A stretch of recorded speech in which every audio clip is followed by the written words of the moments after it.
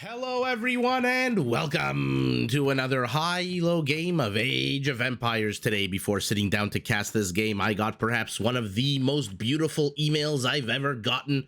It came from Domino's Pizza and it told me that I had one free quote-unquote emergency pizza that I could redeem. Now, I have no clue what an emergency pizza is, but you best believe I'm gonna get it right after we finish watching Running playing as the Celts in blue as he takes on the Lucky Rocks, playing as the Aztecs in yellow.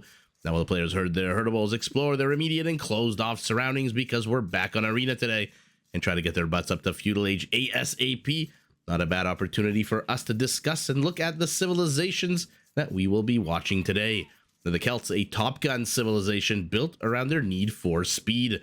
Their lumberjacks work faster, which is great because Celts need lots and lots of wood for their primary focus, which is siege. Their siege workshops work faster, their siege units fire faster, and all of their siege workshop units can be upgraded to get more HP. Look at this guy as he walks over to start chopping some wood. Now, coming back to the need for speed, their infantry move faster than normal starting in the Feudal Age. Their castles and towers can be upgraded to attack faster, and their unique unit, the Woad Raider, the barista we all know and love, is the second fastest infantry unit in the game.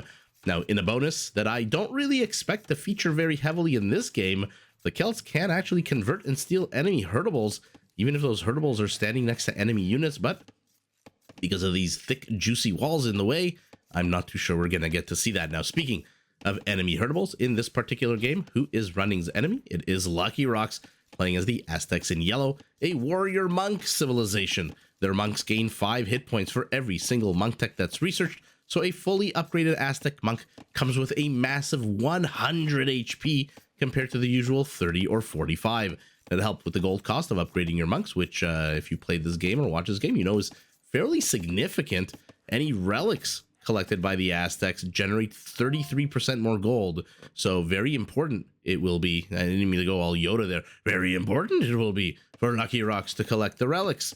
Now, to support their monks on the field of battle, Aztec military units are created faster. Used to be 11%, now it's been buffed to 15% faster.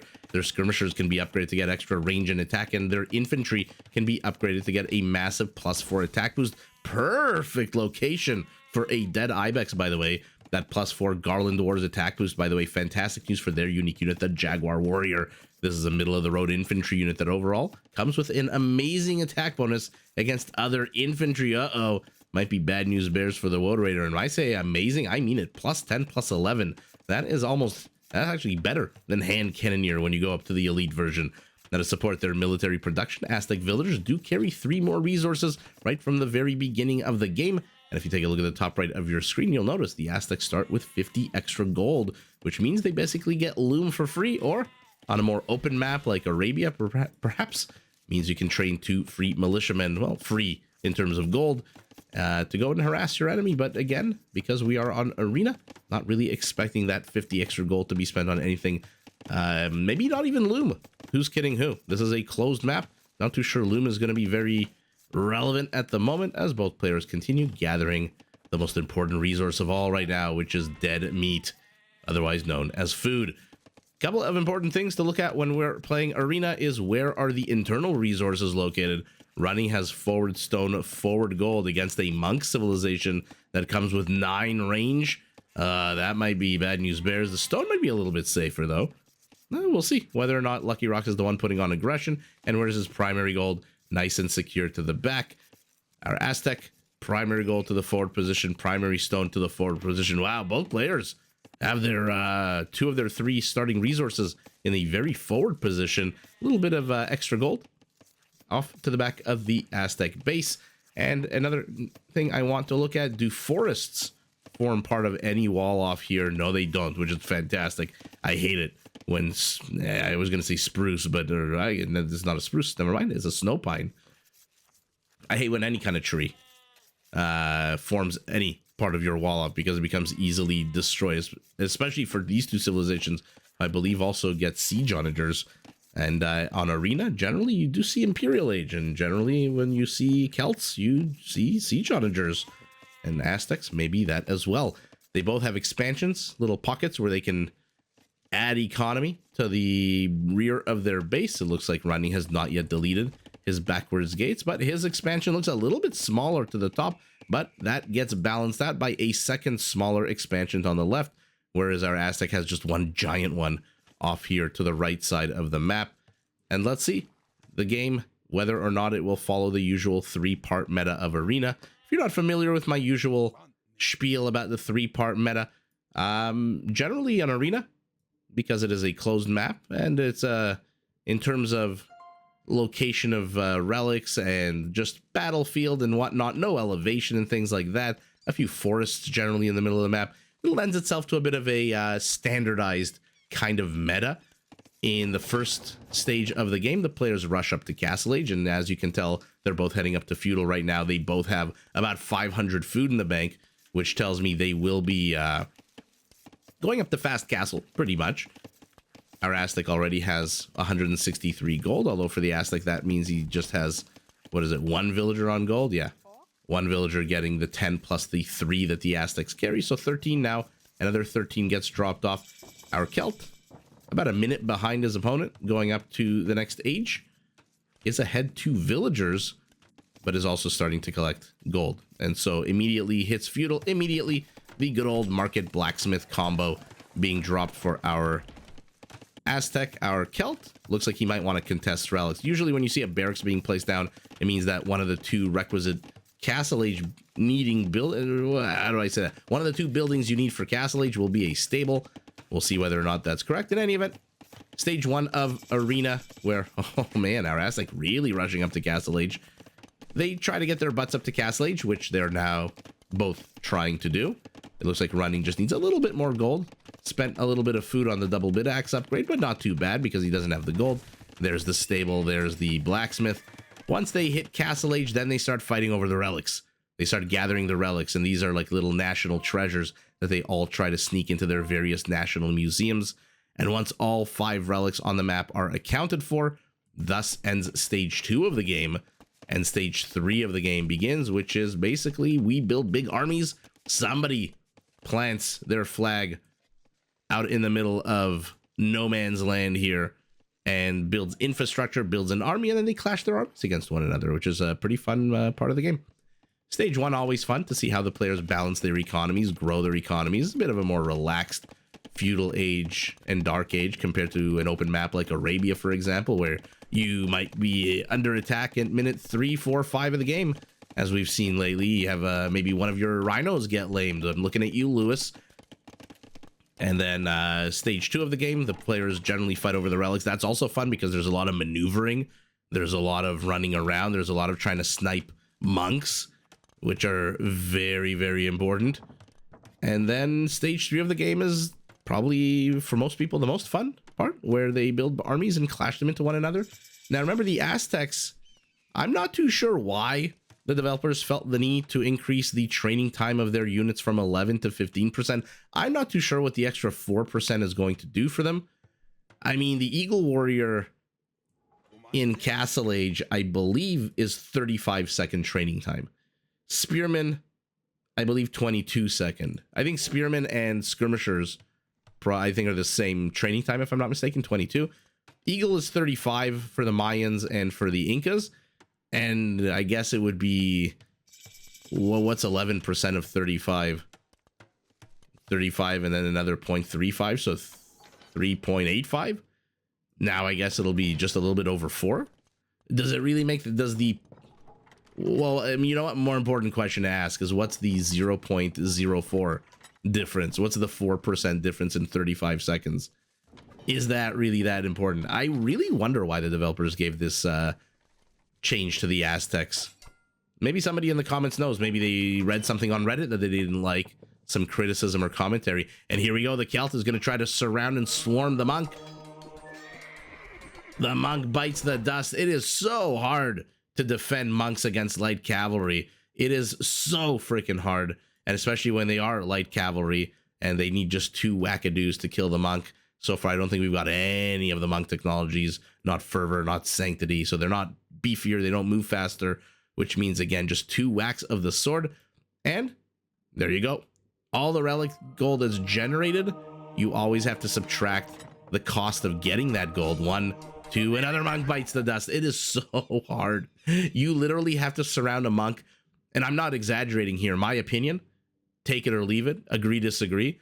You literally have to surround a monk by 4 to 5 times the spearmen versus the light cavalry counts, which means if you've got 1 light cavalry, you need 4 or 5 spearmen. If you've got 4 light cavalry, you need 20 spearmen around this monk to defend him. Otherwise, those light cavalry units are just going to maneuver the hell out of your monk, and especially out of your spearmen.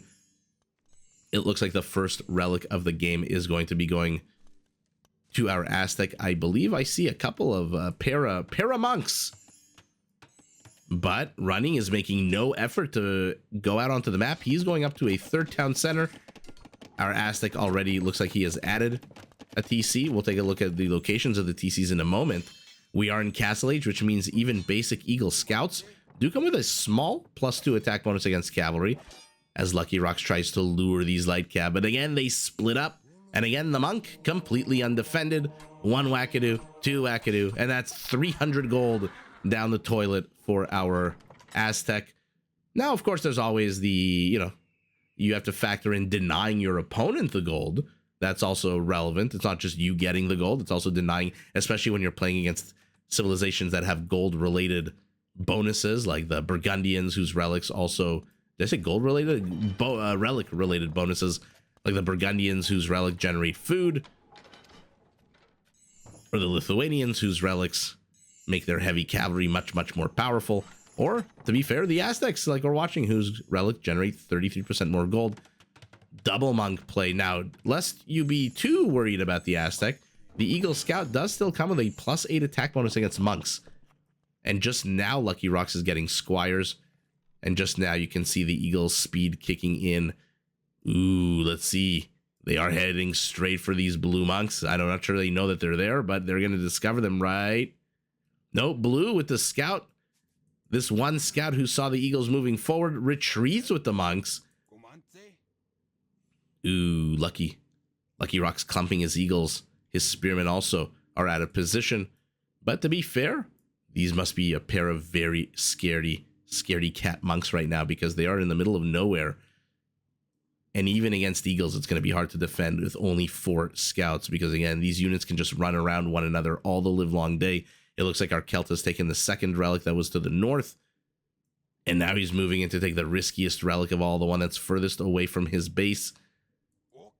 Okay, Lucky Rock sees this 1 relic.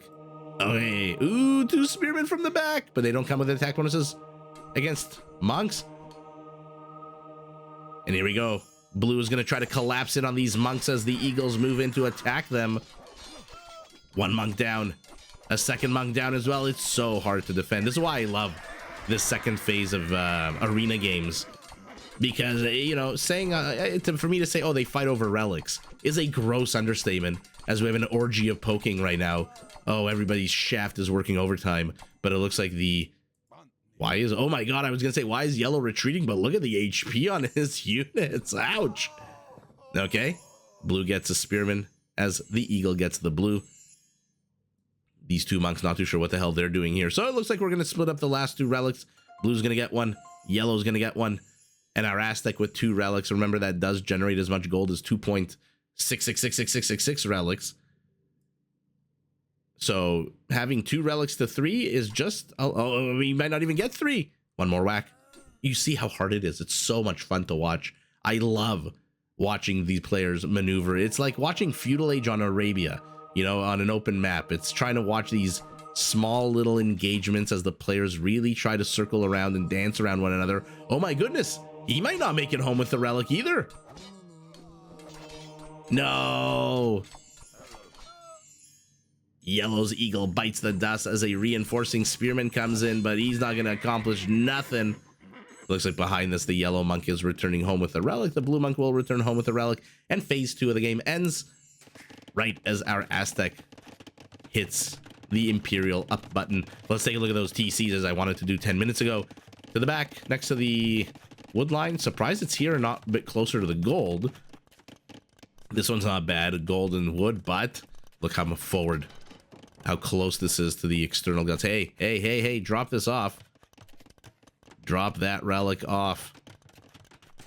Running going for the stone, running going for the wood to the back. So neither player really expanding into their extra space just yet.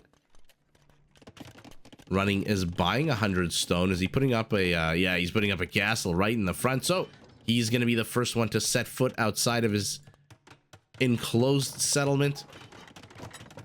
But he might be in a bit of trouble here. Our Aztec is a minute away from hitting Imperial. That being said, our Aztec still doesn't have the stone for a castle, which means you have to factor in he's going to have to get up to Imperial, then he's going to have to build a castle, then he's going to have to train a Treb, then that Treb's going to have to move and unpack and pack and unpack and pack. Will he try to deny the castle? Let's see it. Will he see it? He sees it, of course, with the monk line of sight.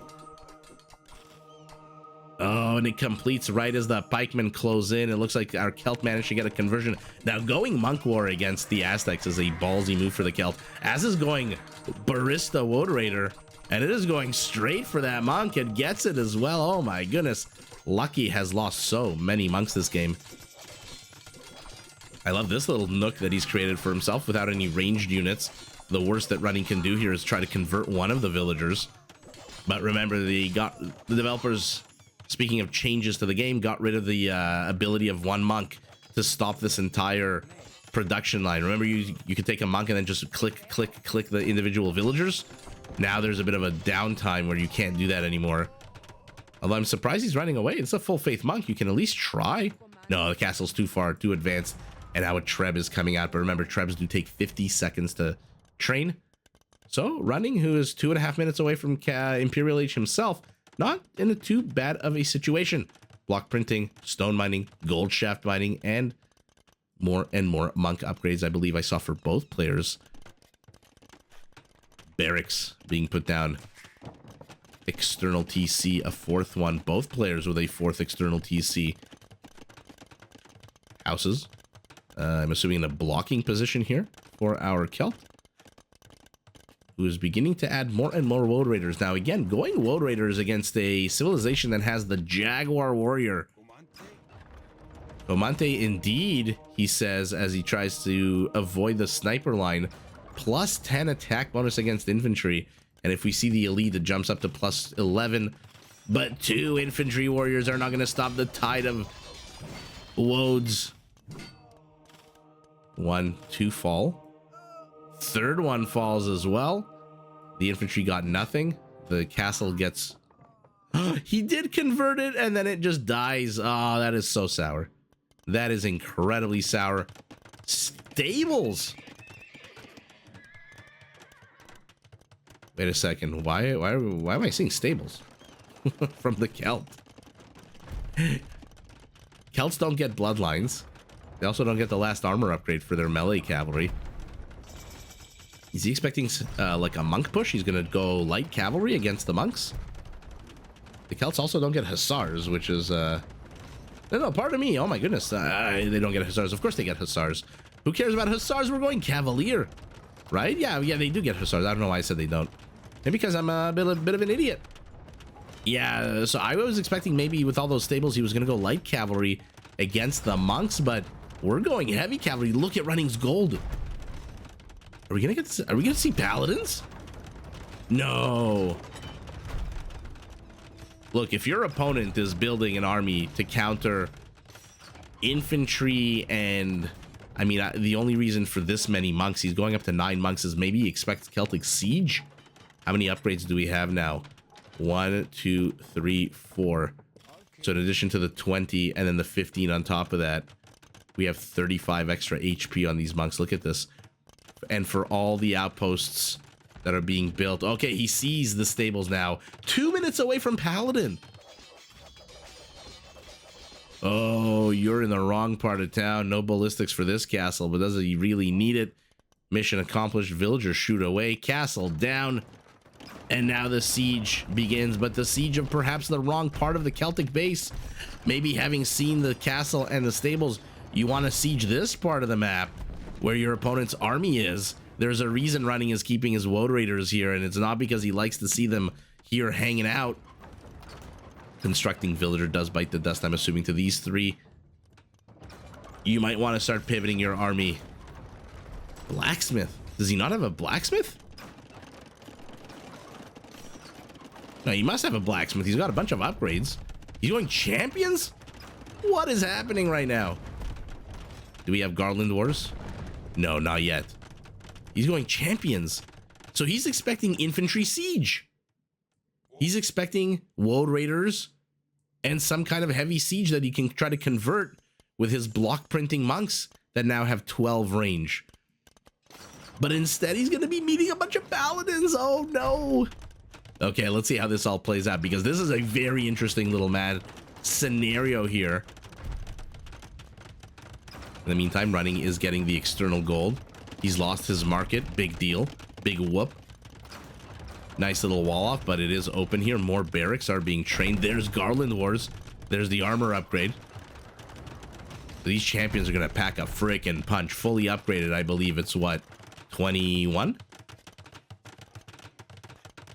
But he doesn't have blast furnace yet, and out comes the Celt with his own trebuchets. Remember, these are Celtic siege units. They don't fire on a 10-second delay. They fire on a... No, it is an 8-second delay. There it is. Reload time.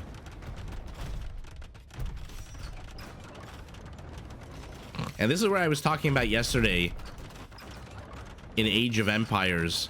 If something attacks 25% faster and the usual attack speed on a Treb is 10 seconds, intuitively you would think that the attack would be 7.5, right? But no, it's 8. Age of Empires mathematics as these Celtic paladins crash into the Aztec army. The monks working overtime. How many conversions do they have right now? 8 conversions, not too bad at all. But the army that the Aztec has built is not suited for this. Here we go.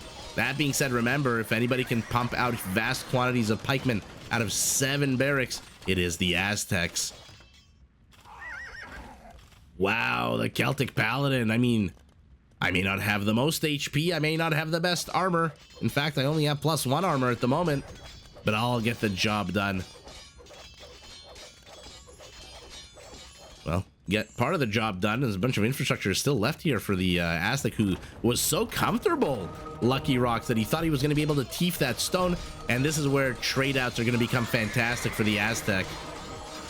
And don't sleep on the Aztec pikeman that attacks on a 12 and then another 22 bonus against cavalry. No trade out is a good trade out here. The longer these battles go on, the more schlepped out this engagement is, the more faith the monks can regain, the more conversions they can get, the more these pikemen can close in.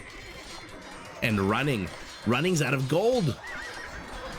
You do not want to be trading out paladins for pikemen when you're out of gold. Okay, now he's attacking the castle. I mean, you've got 3 trebs. Head back. Go back. What the hell is this? Go back. Why are you running forward? Oh, he wants the monks. Holy shit, there's what? How many monks are in there? 14 monks are inside that castle. 14 has become 6. 6 have become 3. Wow. That's why he kept those paladins there. And they're going to swarm over this army. But again, the ability of the Aztec to just shove out, pump out units is on full display. And, you know, I was talking a big shit game. Oh, why'd they give him 15% faster training instead of 11? This is why. Look at the ability to train and pump out units here. 2 paladins for our Aztec, who's now... Religious institutions are coming under attack here as the monastery falls, but there's another one literally right here. Damn you, mining camp. And all of a sudden, our Celt has down to half his paladin count. 17 paladins, and again, he's out of gold. He's got 50 villagers on gold? Where the hell are these 50 villagers on gold? And why does he only have 30 gold? Trebs are shelling down monks. Oh, flattened. Every time I see trebuchets attacking any individual units, it reminds me of that scene from Lord of the Rings where that orc general steps aside when there's a giant boulder that's thrown at him. And our Celt, despite a fantastic play, I mean, agree, disagree, I think that was amazing. I feel like Lucky Rocks built an army here, mostly monks, expecting perhaps siege out of his opponent. But I talk a big game about how the Chinese civilization can pivot from one branch of the military to another, how versatile it is. But with the 15% faster training time, man, can the Aztecs start pivoting from one thing to another, and how quick. It was 7 barracks. Now we're going up to 12 barracks. And remember, 12 barracks working with a natural 15% faster. Forget even conscription. Did he get yeah, he got conscription as well. So it's just an absolute, you're just pumping out units. Meanwhile, your opponent, who had 50 villagers on gold, what happened to Running's gold? How much does he have here? 566, so that's 9 paladins. How much is left here? No, 566 is not 9 paladins. Let's do the total math. We'll say 1350 altogether. And now he's mining here, but who knows how long this will mine. So what's 1350 divided by 75?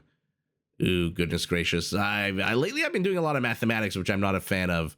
So in any event, that's definitely not a lot of paladins. What is that, like 15 paladins? You've destroyed the center position. Unfortunately, Running has not followed it up with any kind of his own. And to be fair, if we had seen 2 or 3 more of these here, starting to pump out scorpions, yeah, he certainly has the wood and food for the upgrade costs, right? I mean, how much is the 750 wood, 800 food? Certainly has that. I mean, just needs a little bit more food. And then imagine with ballistics. You don't even need ballistics as the Celtic heavy scorpions. You would wreck this entire army. But then again, if you go scorpions, he still has monks, and he's the Aztecs. So again, 2 monks generate as much gold as 2.666 relics. But holy moly. First, Lucky Rocks gets overwhelmed by the paladins, which I don't think he was expecting. Then the Aztec War Machine kicks into effect. Garland War Pikeman, again, 12 attack is pretty bonkers on and this is a pikeman. It's not halberdier. It's a pikeman. 12 attack versus your 3 armor is 9 damage, plus another 22 is 31. I said I wasn't going to do math. 31 damage to a unit that only has 160 HP is basically just a little bit over 5 shotting. So 6 pikemen to 1 paladin needed to 1 shot. But wow, a game of twists and turns, even though it wasn't perhaps the longest of games. And why did Lucky Rocks, I mean, he got the GG at the end, but, pardon me, he got the W at the end, but why didn't he pivot with his army here when he saw the stables, the castle, and the Woad Raiders? Very curious why he kept engaging into here, going after the market, the gate. He didn't have an army that could really run in here, right? He didn't have Eagle Warriors that would be able to swarm into this Celtic base and run amok. He had a bunch of pikemen and monks. Not exactly the fastest moving. So why was he so antsy in the pantsy to bust his way through the forward area? I'm not too sure. Maybe he just wanted to secure more stone. But what a fun game of twists and turns. I love this. 125 paladins. Even though initially he went Woad Raider, I guess the attack upgrades are the same, right? So it's kind of, you do benefit as the paladin from having the blast furnace upgrade and all that good stuff. And then 192 pikemen. Only 27 monks. Why do I feel like that it was in the 40s? Maybe because I'm, again, a bit of a Oakley-dokley idiot. 22 minutes in is peak APM for Running. 24 minutes in is peak APM for our Aztec Lucky Rocks. And look at the freaking economies. Oh my God, what is that? 48 difference? Wow. That is ridiculous. Ooh. Oh, look at this, by the way. Cool new feature of Capture Age that I literally just noticed. Market activity. Hello. Bought, sold, bought. Well, I'll figure out how to look at this, but you guys can see if this is of interest to you. Stone, a little bit more for our Aztec. Gold, a little bit more for our Celt. Food, a little bit more for our Celt. And oh my God, this is hilarious. This always makes me laugh. Like when you out gold mine the Turk, for example, or the Malian. Out lumberjacking the Celt is no small feat. But would have loved to see maybe some siege. That would have been super fun. 29 conversions to 7, 13 raisings to 4. What's the total kill count? Yeah, our Celt just kills 100 more units. So it's not hard to do when you're fighting with 160 HP Paladin against a 55 HP Pikeman. Not too surprising that he got a lot more kills than his opponent, over 100 more killing 13 villagers to 4. But again, what a fun, very active game, despite being so short. I mean, there was a lot of action. At the end of the day, though, the Aztec war machine going off the back of, it says 12, but I feel like there's one, yeah, there's one that's under construction here. So let's say 11 barracks. It was 7, then 11. Now it's going to go up to 12. And to be fair, there's no real follow-up here from our Aztec. You're not going to win the game invading with pikemen because our Celts are going to wall this off and wall this off. You do not have enough stone for a castle. You don't have any resources whatsoever, right? Look at his food. Look at his wood. He's got a shit ton of gold, though. So I guess he can buy whatever he needs. Whereas our Celt has a bit more of a balanced economy. So I'm not too sure he needed to GG as quickly as he did. Now, for example, would be an absolute epic time to start pumping out Woad Raiders to start countering these pikemen. And maybe some light cavalry to start countering the monks. But in any event, too much hypothesizing from yours truly. All I can think about right now is the amazing back and forth. That paladin charge while I was busy doing mathematics was super epic. And now all I can think about is my Domino's emergency pizza. Still not sure what the hell an emergency pizza is, but I get to order it now. I get my 2 free toppings, and I'm going to go pig out and Lucky Rocks with the Aztec pushback of the pikemen, the conversions. What do we say? 29 conversions? That's not bad at all. 29 conversions out of an army high of 165 is almost 20%. Let's say 17-18% of the Celtic army that got converted. And it wasn't spearmen and skirmishers. It was probably all paladins. And what an absolute epic game between these two players. But at the end of the day, Lucky Rocks with the Aztec production takes the W, but GG to both players. Did you enjoy this video? Check out these other clips and make sure to subscribe and enable notifications so that you're notified of my latest uploads.